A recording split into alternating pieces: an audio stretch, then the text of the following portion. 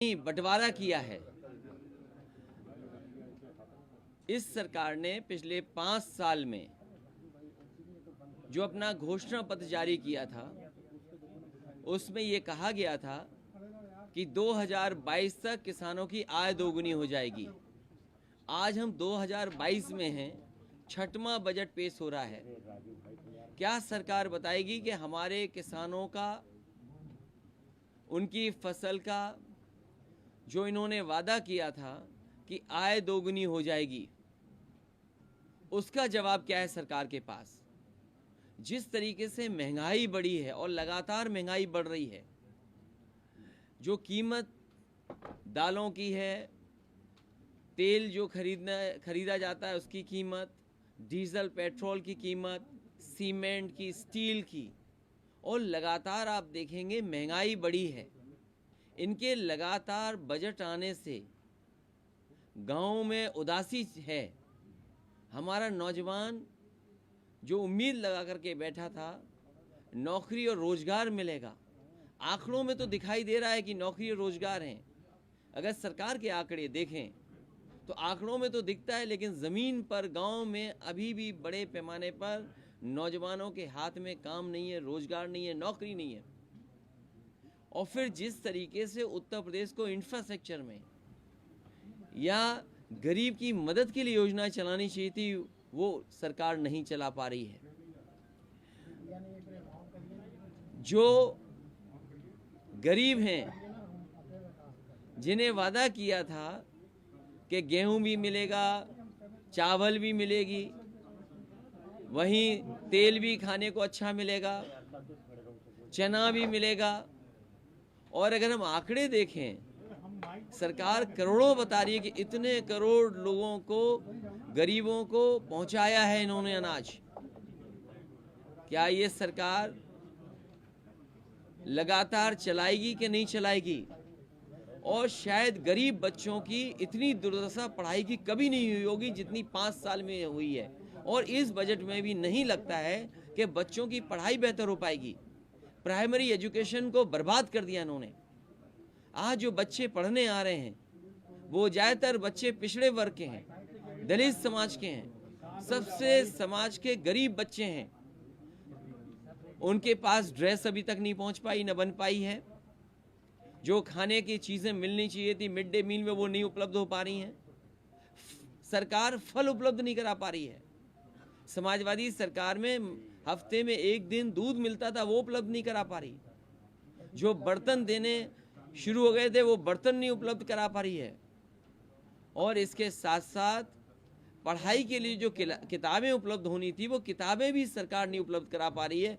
जिस सरकार ने कोर्स बदलने के बाद, एनसीईआरटी की किताब लागू करने के बाद बच्चों तक किताबें नहीं पहुंचा पाए हैं। सर, संकल्प पत्र में बहुत से प्रॉमिस किए थे, लेकिन बजट में उनके लिए कोई बहुत प्रावधान नहीं। ये जो बजट है, दिल्ली से जो मदद मिलती है उसका भी एडिशन बजट है। ये जो 6 लाख करोड़ के लिए ताली बज रही हैं, वो दिल्ली के बजट को जोड़ करके बजट है। और फिर कल भी मैंने कहा था कि दिल्ली की सरकार की मदद क्या है? अगर मुंबई से लेकर के दिल्ली तक एक्सप्रेसवे बन रहा है तो यूपी को क्यों छोड़ा जा रहा है, यूपी को क्यों नहीं जोड़ा जा रहा है? और अभी भी जो पुरानी सरकार के काम थे वही दिखाई दे रहे हैं। सैनिक स्कूल कोई नया नहीं बना। अगर कोई सैनिक स्कूल के लिए बजट दिया गया हो तो बताओ, वही पुरानी सरकार के जो सैनिक स्कूल हैं वही हैं। मेडिकल की जो व्यवस्थाएं थी गरीबों के लिए, ये दावा करती है सरकार कि मेडिकल कॉलेज लखनऊ में इतने ओपीडी हैं, इतनी संख्या में पीजीआई में लोग आते हैं, इतनी संख्या में लोग आपके लोहिया इंस्टीट्यूट में इलाज कराने आते हैं। लोग लाखों की संख्या में लखनऊ इसलिए आ रहे हैं क्योंकि जिले स्तर पे जो आपके अस्पताल होने चाहिए वो बर्बाद हो गए हैं। धीरे-धीरे कहा गया था संकल्प पत्र में कि गन्ना किसानों का भुगतान पूरा कर दिया जाएगा और महीना गुजर गया। किसान के गन्ने का भुगतान का तो सरकार बताती है, लेकिन सरकार कभी ये नहीं बताती कि बकाया कितना है। क्या इस बजट में किसानों का अभी तक जो बकाया है पैसा वो मिल जाएगा? सरकारी सहकारी चीनी मिलों का तो सरकार बजट में रखे, लेकिन जो प्राइवेट मिल हैं उनका पैसे का भुगतान कब तक हो जाएगा? इस बजट में समाजवादियों ने सपना देखा था कि हमारे गरीबों की दवाई के साथ साथ इलाज और बिजली भी फ्री होगी। 300 यूनिट फ्री बिजली का वादा किया था, लेकिन इस सरकार तो लगातार महंगाई बढ़ा रही है। कहा जा रहा है गड्ढा मुक्ति के लिए एक्सप्रेसवे के लिए और बजट लाया जा रहा है और एक्सप्रेसवे बनाए जाएंगे उत्तर प्रदेश। जो राइडिंग क्वालिटी पिछले एक्सप्रेसवे की थी वो एक्सप्रेसवे की क्वालिटी नहीं है। और जहां छुट्टा जानवर गौवंश सेवा की, गाय सेवा की बात कही, वहीं दबाव बना रही है सरकार के लोग भूसा दान दें। कोई सोच सकता है कि जब बजट पेश होना है, बजट में ये चीज़ें शामिल हों, लेकिन सरकार भूसा तक उपलब्ध नहीं करा पा रही है और भूसा के लिए भी जबरदस्ती दान चाहती है कि लोग दान करें।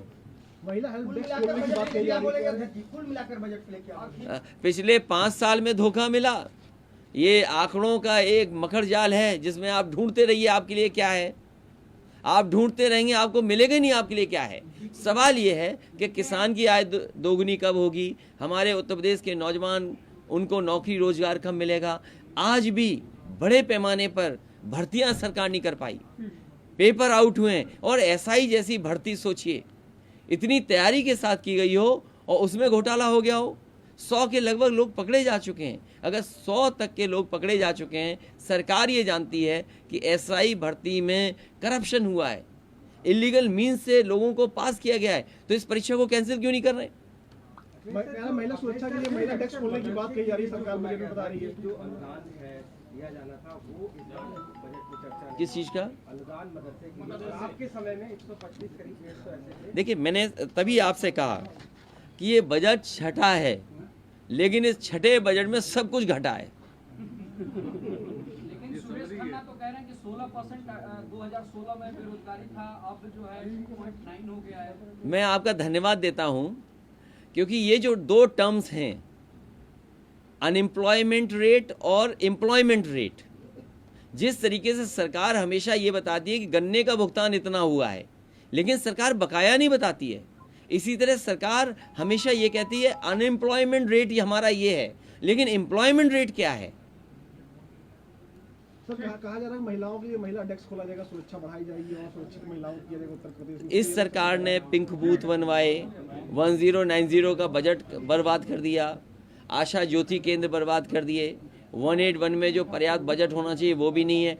आज सबसे ज़्यादा एनसीआरबी के आंकड़े कहते हैं, जो एनसीआरबी के आंकड़े कहते हैं वो ये कहते हैं कि सबसे ज़्यादा महिलाओं पर, बच्चियों पे घटनाएं अगर कहीं हो रही तो उत्तर प्रदेश नंबर 1 है। और दूसरा जो पिछले साल का आंकड़ा है, अगर उस आंकड़े को आप देखेंगे तो सबसे ज़्यादा हत्याएं अगर किसी प्रदेश में हुई हैं तो वो उत्तर प्रदेश में हुई हैं। ये एनसीआरबी का डाटा कहता है। 12 लाख टैबलेट देने की बात कही जा रही है, तो कहा जा रहा है बजट में 12 लाख टैबलेट का प्रावधान है। जिस सरकार ने लैपटॉप में नौजवानों को धोखा दिया हो, जिस सरकार ने स्मार्टफोन में धोखा सरकार को दिया हो, उस सरकार से क्या उम्मीद करेंगे आप? मैंने आपसे कहा ये छठा बजट है और सब कुछ घटा है इसमें। परसेंटेज क्या होगा? 10 और ये बजट नहीं, ये बंटवारा है। नेता विपक्ष कितना नंबर देंगे? नेता विपक्ष इस सरकार को इसलिए नंबर नहीं देंगे जिन्होंने पिछले 5 साल का अपना संकल्प पत्र पूरा ना किया हो। उनसे क्या उम्मीद कर सकते हो इस छठे बजट में? सबसे बड़ा बजट है अब तक का। हर साल इस तरह बजट बढ़कर के आएगा। जो अगली बार बजट आएगा वो इससे बड़ा बजट आएगा, वो उस समय का सबसे बड़ा बजट होगा।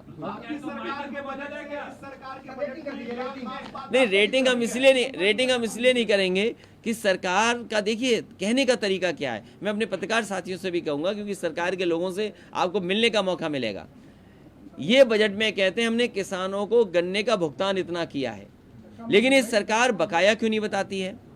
सरकार ये कहती है अनएम्प्लॉयमेंट रेट ये है, तो सरकार एम्प्लॉयमेंट रेट क्यों नहीं बताती है? सरकार का ये आत्मनिर्भर बनाने का बजट है उत्तर प्रदेश के लिए। आत्मनिर्भर तो है ही नौजवान, जिन पे नौकरी और रोजगार है ही नहीं किसी पर। बहुत धन्यवाद आप सबका, प्रेस के साथियों का। मुझे उम्मीद है कि आपको भी बजट अच्छा मिला होगा। नमस्कार, मैं हूं मानक गुप्ता। अगर आपको हमारा ये वीडियो पसंद आया हो तो इसे लाइक और शेयर जरूर करें, और हां, हमें सब्सक्राइब और फॉलो करना ना भूलें। ताकि आप देश और दुनिया की कोई खबर मिस ना करें। तो जुड़े रहिए हमारे साथ और देखते रहिए न्यूज़ 24।